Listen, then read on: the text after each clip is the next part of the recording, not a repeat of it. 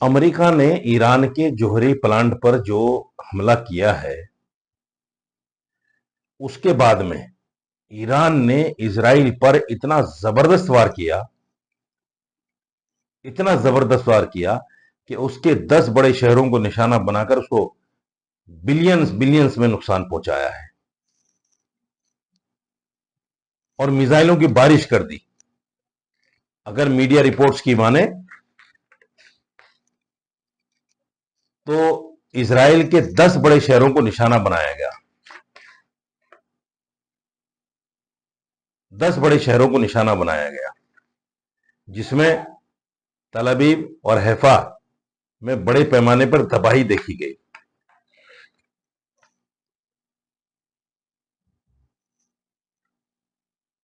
और बड़े बड़े टारगेट को निशाना बनाया गया।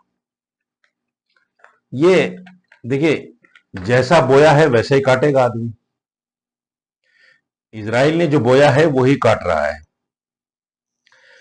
और ये जो मिसाइलों की बारिश हुई है, इसमें इजराइल का जो आयरन डोम सिस्टम है वो भी इनको पकड़ने में नाकाम रहा। इजराइल के अखबार ने खुद, यरूशलेम पोस्ट जो है उसने एतराफ किया कि बहुत सारे मिसाइल फटे हैं। हम अंदाजा नहीं कर सकता कितने मिसाइल फटे हैं और कितना नुकसान हुआ है। अभी नुकसान का अंदाजा लगाना, उसका कहना यह है कि नुकसान का अंदाजा लगाना भी मुश्किल है। इधर ईरान की फौज का यह कहना है कि अमेरिका ने जो हमारे जोहरी तंसीबात पर हमले किए हैं, उसके बाद बिन गोरेन एयरपोर्ट समेत इजराइल में मुतादिद मकामात को हमने निशाना बनाया। खबर के मुताबिक वस्ती और शुमाली इजराइल में सायरन बज रहे हैं। ईरान ने अमेरिकी हमले का जवाब देते हुए इसराइल पर बैलिस्टिक मिसाइल दाग दिए। इसराइली फौज का भी कहना है कि ईरान ने सिर्फ आधे घंटे में 2 मरतबा मिसाइल दागे। ईरान ने कुल 27 मिसाइल दागे हैं, एक मरतबा 22, और फिर आधे घंटे के फौरन बाद 5 मिसाइल और दाग दिए। जबकि जो जानकार हैं उनका कहना है कि मिसाइल दोबारा दागने के लिए कम से कम 1 घंटे का तो फर्क होना चाहिए, लेकिन यहां आधे घंटे में 2 बार मिसाइल दागे गए। ये ईरान की ताकत का अंदाजा आप लगा सकते हैं कि उसके पास कैसी कैसी मिसाइलें हैं।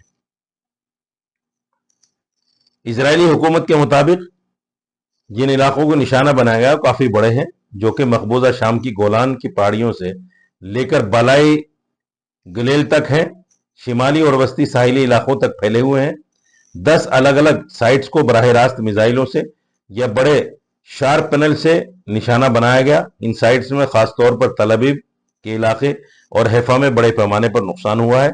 ये यकीनी तौर पर पहली बार है कि 2 मिसाइलों के ब्रिज इतने कम वक्त में पहुंच गए। आमतौर पर मिसाइलों को दोबारा दागने के लिए 1 घंटों का फासला चाहिए होता है, लेकिन इस बार आधे घंटे से भी कम वक्त में दोबारा ईरान ने मिसाइल दाग दिए और जो कामयाब तरीके पर, बेहतरीन तरीके पर उन्होंने निशाना बनाया और नुकसान पहुंचाया। ईरान की जोहरी तंसीबात पर अमेरिकी बमबारी के बाद इजराइल पर यह पहला हमला है। यरूशलेम, तल अवीव में धमाकों की गूंज सुनी गई। इजराइल के बेशतर इलाकों में अलर्ट जारी कर दिया गया। इधर फारिस की खबर रसा एजेंसी के हवाले से मुसल्लह अफवाज ने एक बयान में कहा है कि ऑपरेशन ऑनेस्ट प्रोमिस 3 की 20वीं लहर ने तबाहकुन और हेड पावर के साथ तवील फासले तक मार करने वाले माए और ठोस ईंधन के मिसाइलों के इम्तिजाज का इस्तेमाल शुरू किया है। इसमें मजीद कहा गया कि अहदाफ में हवाई अड्डा, एक इलेक्ट्रिक प्लांट, लॉजिस्टिक अड्डे और कमांड एंड कंट्रोल सेंटर्स की मुख्तलिफ परतें शामिल हैं। मिसाइल तल अवीव, नेस्यूना और हैफा के रिहाइश इलाकों को में बरसाए गए और उसमें बड़े नुकसानात हुए।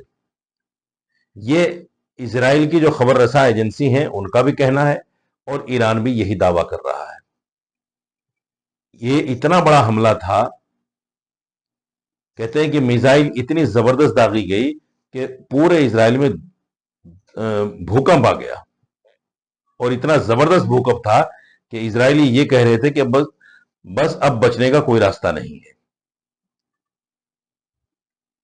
दोस्तों, हम दुआ करते हैं ईरान को इस जंग में कामयाबी मिले और शैतान को अल्लाह ताला नाकामी दे, और इस शैतान का दुनिया से खात्मा हो। जो इजराइल शैतान है, जिसने हजारों लाखों बच्चों को फलस्तीन के अंदर कत्ल कर दिया है, ऐसे मैं इस्लामी ममालिक को, मैं फिर कहूंगा, मैं बार बार इस बात को अपनी रिपोर्ट में कहता हूं कि इस्लामी ममालिक को उठ जाना चाहिए अल्लाह के लिए, एक कलमे के लिए और एक कुरान के लिए, क्योंकि हम अल्लाह को मानते हैं, नबी को मानते हैं। तमाम इस्लामी ममालिक को ईरान का साथ देना चाहिए और इस शैतान को जल्द से जल्द दुनिया के नक्शे से खत्म करना चाहिए, ताकि दुनिया अमन की नींद सो सके। आप लोग भी कमेंट्स में हमें बताइए कि क्या तमाम इस्लामी ममालिक को ईरान के साथ नहीं आना चाहिए? अगर आना चाहिए तो वो देरी क्यों कर रहे हैं? इस पर भी आप बात करके बता सकते हैं कि उनके ना आने की वजूहात क्या हैं, और आना चाहिए तो उसमें फायदा क्या है या नुकसान क्या है। ये सारी बात आप कमेंट्स बॉक्स में कर सकते हैं। ज्यादा से ज्यादा कमेंट करें, वीडियो को लाइक और शेयर भी करें, ताकि हमारी ये अच्छी बातें, ये रिपोर्ट्स दूसरे लोगों तक भी पहुंच सके। बहुत शुक्रिया।